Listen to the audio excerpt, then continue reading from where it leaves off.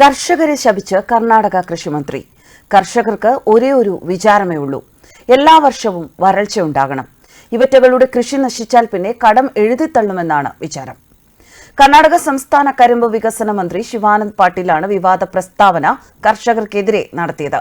വിത്തും വളവും സൗജന്യമായി നൽകിയിട്ടുണ്ട്, വെള്ളവും വൈദ്യുതിയും സൗജന്യമാണ്.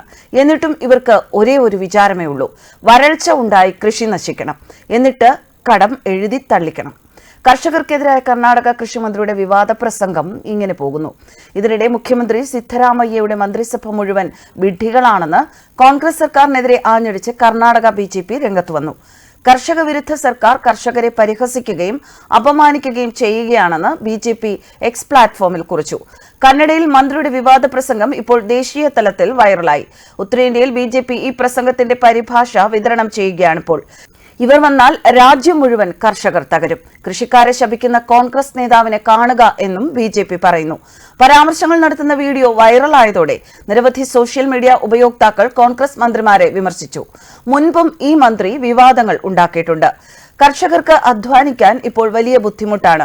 പണിയെടുക്കാതെ സർക്കാരിന്റെ പണം എങ്ങനെ കയ്യിലെത്തും എന്നാണ് ഇവറ്റകളുടെയൊക്കെ വിചാരം. ഇങ്ങനെ പോയാൽ ഖജനാവ് തന്നെ തകരും. എങ്ങനെയും വരൾച്ച ഉണ്ടാകാൻ കർഷകർ കാത്തിരിക്കുകയാണ്. എല്ലാ വർഷവും കൃഷി നശിക്കണമെന്നും വിളയുടെ ഇരട്ടി നഷ്ടം വേണമെന്നുമാണ് കർഷകരുടെ മനസ്സിലിരിപ്പെന്നും കർണാടക കൃഷിമന്ത്രി ശിവാനന്ദ് പാട്ടീൽ പറയുന്നു.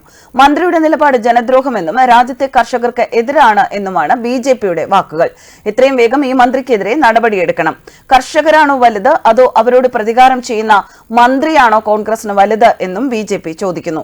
മുൻപ് കർണാടകത്തിൽ നോട്ടുകൾ കൊണ്ട് നീരാട്ട് നടത്തിയ ആൾ കൂടിയാണ് ഈ വിവാദ മന്ത്രി.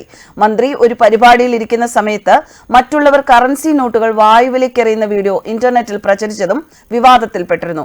ചില നോട്ടുകൾ കാലിൽ പതിച്ചപ്പോൾ മന്ത്രി നിസ്സംഗനായി ഇരുന്ന് സംസാരിക്കുന്നതാണ് കണ്ടത്. താൻ പണം എറിഞ്ഞിട്ടില്ല എന്നും വിവാഹ ചടങ്ങിൽ പങ്കെടുക്കാൻ ഇടയായി എന്നും പാട്ടീൽ പിന്നീട് പറഞ്ഞിരുന്നു.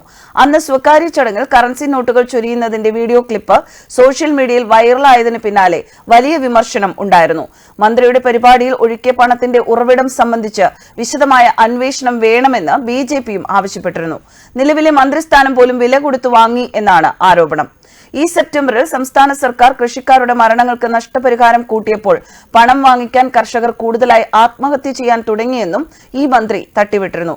സർക്കാർ അത്തരം മരണങ്ങൾക്ക് നഷ്ടപരിഹാരം വർദ്ധിപ്പിച്ചതിനു ശേഷം സംസ്ഥാനത്ത് കർഷക ആത്മഹത്യകൾ വർദ്ധിച്ചതായി അദ്ദേഹം പറഞ്ഞു. വെറും 5 ലക്ഷം രൂപ നഷ്ടപരിഹാരത്തിന് കർഷകർ ആത്മഹത്യ ചെയ്യുന്നു എന്നും കർഷകർക്ക് മരിച്ചാൽ കൊടുക്കുന്ന സഹായം നിർത്തണമെന്നും ഈ മന്ത്രി പറഞ്ഞിരുന്നു. കർഷകരുടെ വികാരം വ്രണപ്പെടുത്താൻ താൻ ഉദ്ദേശിക്കുന്നില്ല എന്നും കർഷക ആത്മഹത്യകളുടെ എണ്ണം റിപ്പോർട്ട് ചെയ്യുന്നതിന് മുൻപ് ഡാറ്റയ്ക്കായി കാത്തിരിക്കാൻ മാധ്യമങ്ങളെ ഉപദേശിക്കുക മാത്രമാണ് താൻ ചെയ്തതെന്നും പിന്നീട് അദ്ദേഹം പറഞ്ഞിരുന്നു. ന്യൂസ് ഡെസ്ക് കർമ്മ ന്യൂസ്.